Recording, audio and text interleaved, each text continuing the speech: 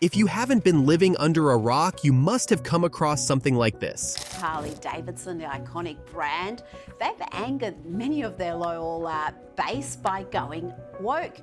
And today we are here to discuss what's got people talking and shaking up the motorcycle community. Harley Davidson, the name ruling the minds of bike enthusiasts around the world, has sadly caught up in a bit of a social media storm. So what's the deal with Harley Davidson and this whole woke controversy? Does being woke mean being broke nowadays? And why did this strategy not work for Harley Davidson? Let's find out. Before we jump into the case, let's take a quick look at Harley Davidson's rich history. Since its inception in 1903, Harley Davidson rose to be an integral part of America's motorcycle culture. It gained a massive following from its loyal fans for its unmatched design. But as you know, changing times call for changing attitude and, well, the company has been facing the music for it. Many would consider it of positive movement towards the society, and others just might term it political correctness run amok. Coming back to our topic, Harley Davidson began taking strides to get shoulder to shoulder with these modern views. To give you a few insights, the brand has been promoting diversity and inclusion in their workforce by supporting various causes gnawing at the society. In short, it aimed to become socially responsible. But here comes the plot twist, because not everyone cannot be on board with one particular idea, right? We've got the Republicans and the Democrats for a reason. And as expected, Harley Davidson drew themselves some mixed reactions. If there is one name CEOs are dreading these days, it's Robbie Starbuck.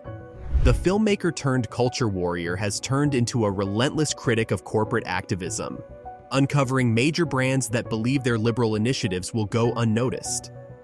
And no point for guessing what his next target was. It was a Harley Davidson.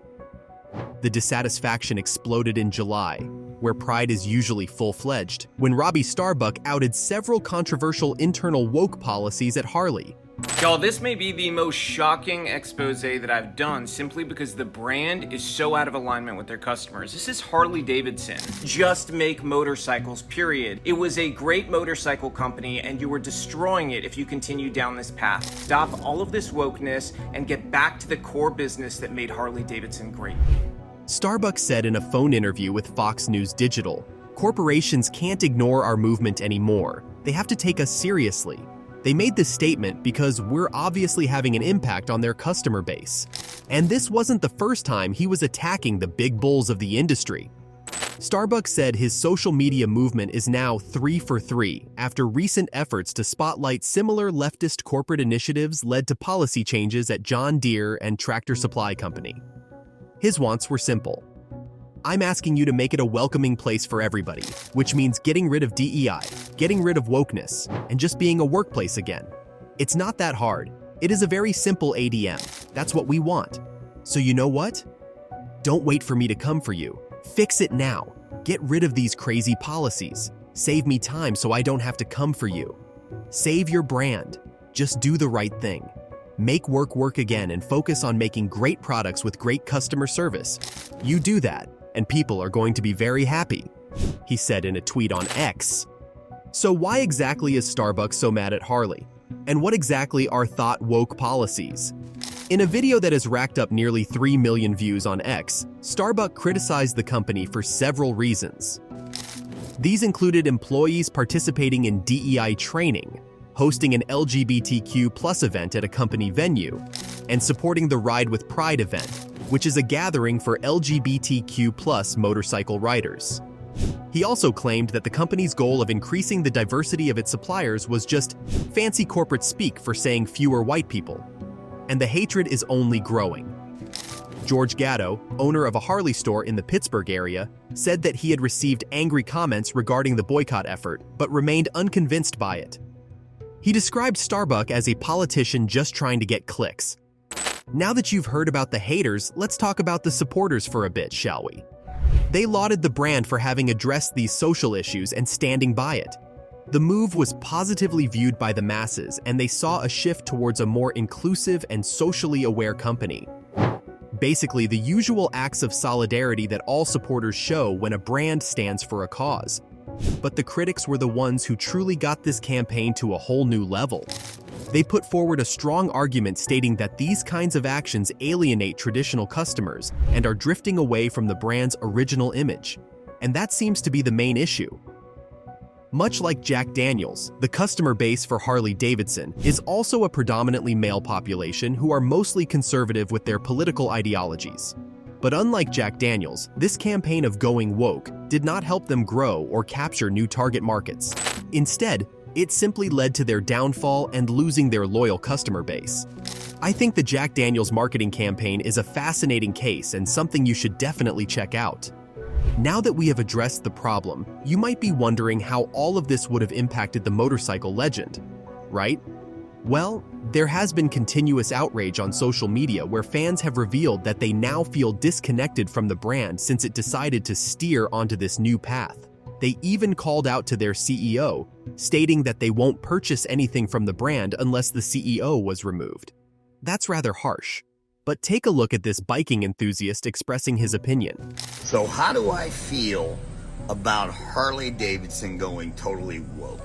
Well, first of all, let's talk about this new CEO, Jochen Zietz, a German, not an American, German. Under this CEO's leadership, the iconic motorcycle brand has made headlines for its strong support of LGBTQ+ inclusion. But the company pissed everyone off with their policies, which pushed everyone's buttons a tad bit too much. The company has backed policies that include allowing transgender individuals in women's restrooms, sports, and locker rooms, and has required employees to undergo training to become LGBT allies. They've also sponsored an LGBTQ+ entrepreneur boot camp and designated February and March as special months of inclusion. In addition, they've pushed for a more diverse range of suppliers, dealers, and employees, supported a Pride Ride event, and committed broadly to DEI practices. The good news is that their efforts have been noticed and have also earned them a notable 90% on the Human Rights Campaign Corporate Equality Index. This bold approach is reshaping how the brand is perceived in the world of corporate activism. So, the burning question is, did the company cave in, or are they still going strong with their policies? Let's hear what they recently posted on X. But this did not seem enough as the backlash and revolts continued. Following this, they released yet another statement. Let's see what it says. As a consumer brand, we will focus exclusively on growing the sport of motorcycling and retaining our loyal riding community, in addition to the support we already provide to first responders, active military members, and veterans. We see it as every leader's role to ensure we have an employee base that reflects our customers and the geographies in which we operate. Harley also announced it would cease using the Human Rights Campaign's Corporate Equality Index scoring system to evaluate its work. Decisions to cut DEI initiatives send a clear signal to employees that their employers simply don't care about equality in the workplace. Putting politics ahead of workers and consumers only hurts the same folks that these businesses rely on. Their choice to back away from the Corporate Equality Index is an impulsive decision which was supported by fringe right-wing actors and MAGA extremists. These were the ones who believe they can bully their way into dismantling initiatives and would help everyone thrive in the workplace. This case does remind us of similar ones in the past. Take the case of Gillette, when they came out with an ad campaign in 2019. We believe the best men can be. This ad aimed at addressing subjects like toxic masculinity and asked men to reject harmful behaviors. It just wanted to challenge the old stereotypes. Well, you know how this ends. An outrage ensued with consumers stating that the brand was criticizing its male fan base. Some just termed it as a marketing gimmick, and that it was all done for attention and not for social commentary. If there is something we can learn from this, is that history repeats itself. Well, it seems like riots over a brand's comment is something that can never cease to exist, especially brands like Harley and Jack Daniels with such a massive emotional hold over their consumers. There will be supporters, there will be haters.